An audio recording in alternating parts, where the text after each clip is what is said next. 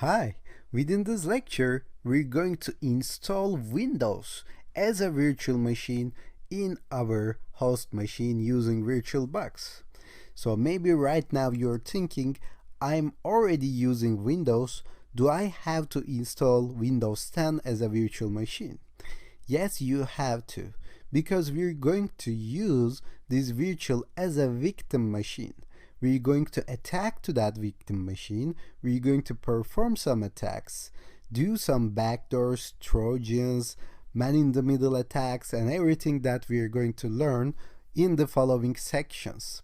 So it's better to have this virtual machine in our own ethical hacking lab, do it in a safe environment. Okay?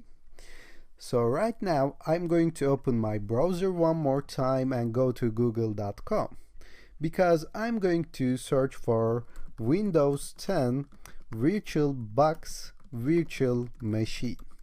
Okay? If you click enter, it will take you to a website called developer.microsoft.com. So yes, Microsoft actually provides us this opportunity to work with virtual machines of Windows. So if you click on this link, and I will share this link in resources as well, it will ask you to select the virtual machine. So I'm going to select MS Edge Win 10. So I'm going to work with Windows 10, and it really doesn't matter. Some people ask if they can work with Windows 7 or Windows 8. Yes, you can, because we're going to use this as a victim machine. As I said before, it really doesn't matter as long as it's a Windows in order to make our attacks more realistic. And you're going to have to choose a platform next, and our platform, as you know, is the VirtualBox. If you're using VMware for any reason, you can choose it to do so from here. After you do that, just click on this download zip, and this is again a little bit big, like 4 gigabytes, then it's going to take some time. I'm going to stop this again because I have already downloaded it before. In order not to make you wait, I'm just going to show you how to install it. And again, I'm going to import an appliance from here. You can do it in the Windows machine as well. Just click on here and go to the downloads or wherever you may want to download it. Okay? And if it's a RAR or zip file, you may want to extract it. Okay? Because we need the OVA file, not the .zip file. You may use WinZip or WinRAR in order to extract it. Later on, double click on this OVA file and hit continue. I'm going to say import again because, as we have seen in the previous lecture, VirtualBox gives us the opportunity to change the settings later on in VirtualBox. So wait until it's imported and come back. Once it's imported, select the newly imported virtual machine from here and click settings. And we're going to do the same settings like in the previous lecture. So you may want to change the name from here, and you have to choose Windows 10 64-bit. Then in the system, you have to allocate the RAM one more time.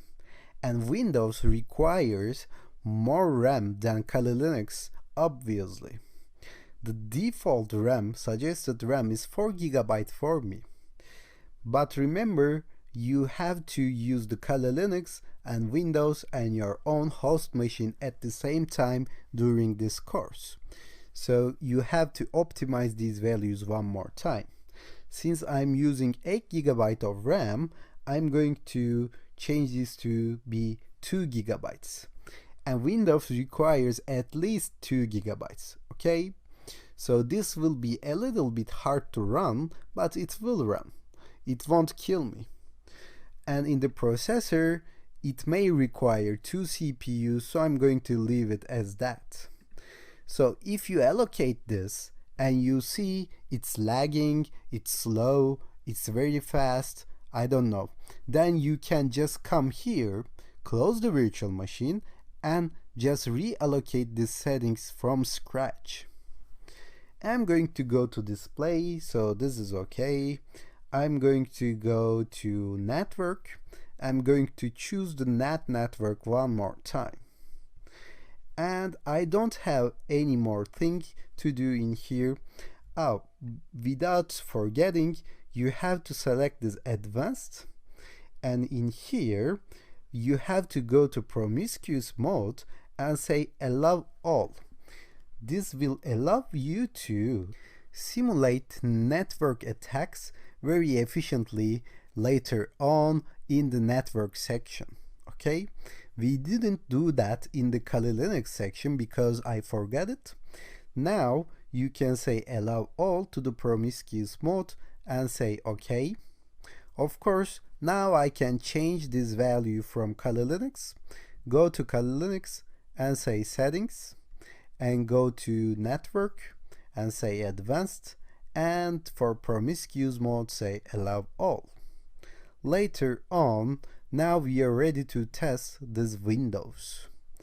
So click on start, it will open the Windows for you.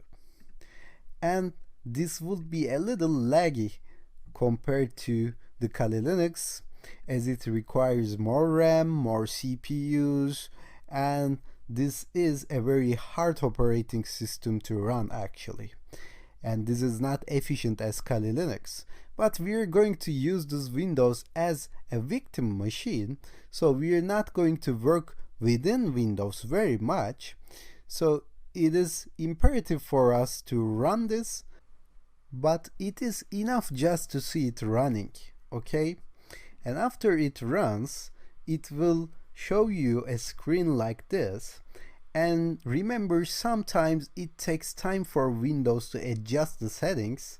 So when it's opened, you may want to just take it to the full screen and then go back and then take it to the full screen to make it adjust one more time.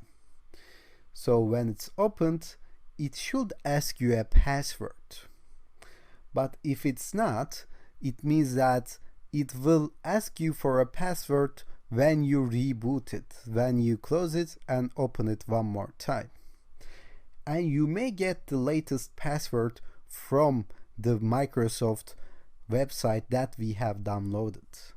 So let me see if I closed it. Yeah, I closed it. Let me go to history and open this developer.microsoft.com.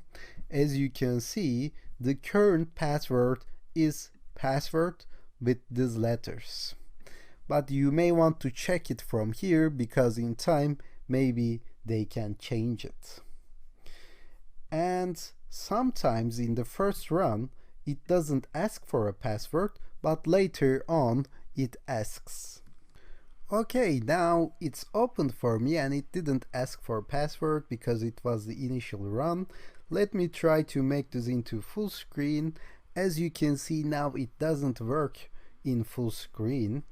In order to make it compliant, you may want to right click on here and say display settings, and within the display settings you can increase the resolution, okay, like to this one, and it would be better, and say keep changes.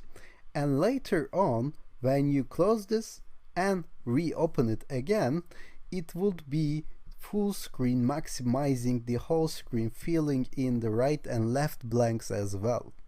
But it will take for some time for Windows to adjust this. And I generally change the firewall and security settings within Windows as well. So let me show you how to do that.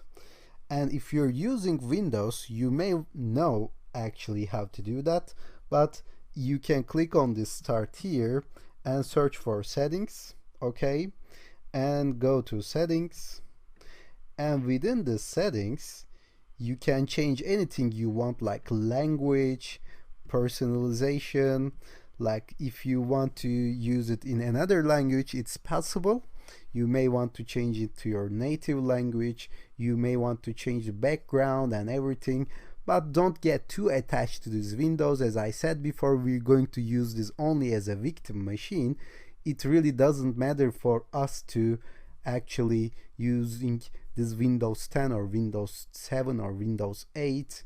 And let me go to update and security, not game bar.